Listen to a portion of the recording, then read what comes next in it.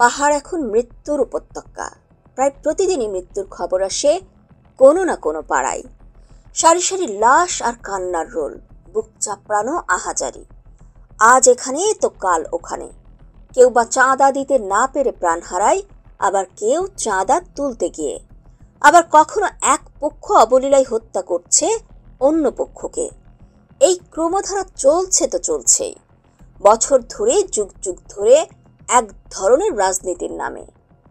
26শে December 1998 রাজধানীতে এক সম্মেলনের মাধ্যমে প্রসিদ্ধ বিকাশ কিশোর নেতৃত্বাধীন United People's Democratic Front UPDF এর জন্ম। পার্বত্য চট্টগ্রাম জনসংহতি পরিষদ পিসিজেএসএস এর সন্তু লারমার নেতৃত্বকে পাহাড়ি জনগোষ্ঠীর জন্য উপযুক্ত না মনে করে শুরু হয় পথযাত্রা।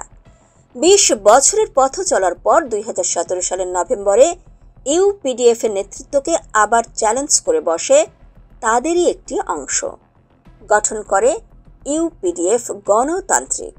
এর মধ্যে দ্বন্দ্বে পাহাড় জুড়ে নিত্যদিনই ঘটে গেছে রক্তাক্ত সংঘাত।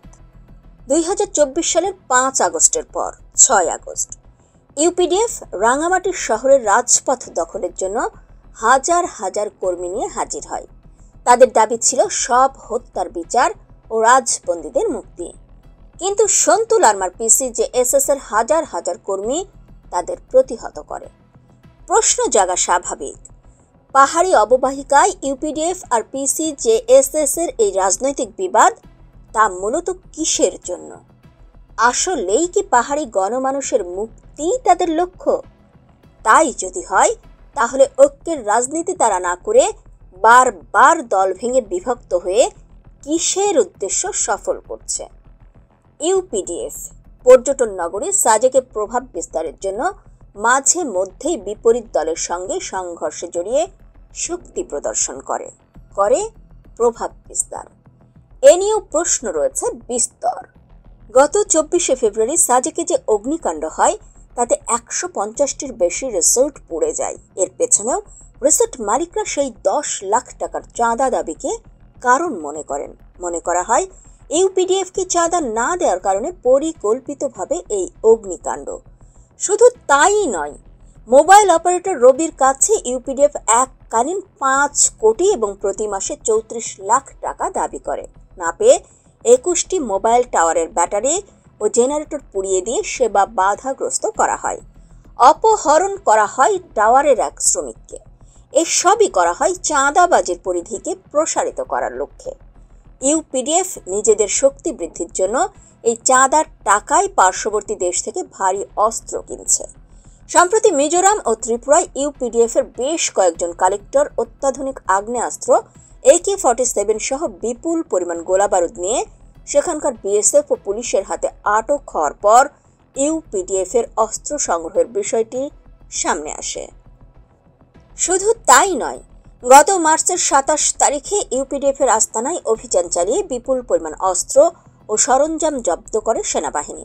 এসব ঘটনা একটার সঙ্গে আরেকটা সম্পর্কিত। ইউপিডিএফকে নিয়ে এখন যে প্রশ্ন দিন দিন জোরালো হচ্ছে, তা হলো কেন তারা জেএসএস থেকে ইউপিডিএফ, আবার ইউপিডিএফ থেকে ইউপিডিএফ গণতান্ত্রিক এভাবে ক্রমাগত ভেঙে যাচ্ছে? কেন তারা প্রায়ই সংঘর্ষে লিপ্ত হচ্ছে? এর পেছনে একটাই কারণ, তা হলো চাঁদাবাজির মাধ্যমে বিপুল অর্থ হাতিয়ে নিয়ে নিজেদের আখের গোছানো। এভাবে পার্বত্য জেলাগুলোই পাহাড়ি সন্ত্রাসীরা নানা দল উপদলে বিভক্ত হয়ে চাঁদাবাজি, সন্ত্রাস ও অপহরণ করে অর্থ উপার্জন করছে। ইউপিডিএফ 2024 সালের 5 আগস্টের পর একটা শক্তি প্রদর্শন করতে চেয়েছিল, যা তাদের প্রতিপক্ষ পিসিজেএসএস বুঝে ফেলে কঠিনভাবে প্রতিহত করে। প্রকৃতপক্ষে দুই দলেরই লক্ষ্য হলো নিজেদের প্রভাব ধরে রেখে চাঁদাবাজি চালিয়ে যাওয়া। এখন পাহাড়ের সাধারণ মানুষকে নিরাপত্তা দিতে হলে সন্ত্রাসী দলগুলোকে আইনিভাবে প্রতিরোধ করা দরকার। চট্টগ্রামের সব পার্বত্য জেলায় দেশের অবিচ্ছেদ্য অংশ। কোনো মহল একটি জনপদে সন্ত্রাসের রাজত্ব কায়েম করে রক্ত ঝরাবে, খুন করবে, অপহরণ করবে, চাঁদাবাজি করবে, এটা হতে পারে না। পাহাড় প্রকৃতির কোলে এক টুকরো শান্তির ঠিকানা। পাহাড়ের মানুষগুলোও সাধারণ জীবনযাপনে অভ্যস্ত।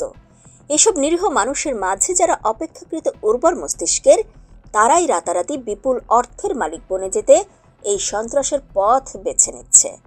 সাধারণ মানুষ পাহাড়ে মিলেমিশে থাকতে চায়, রক্ত আর লাশের মিছিল প্রতিরোধ করতে চায়।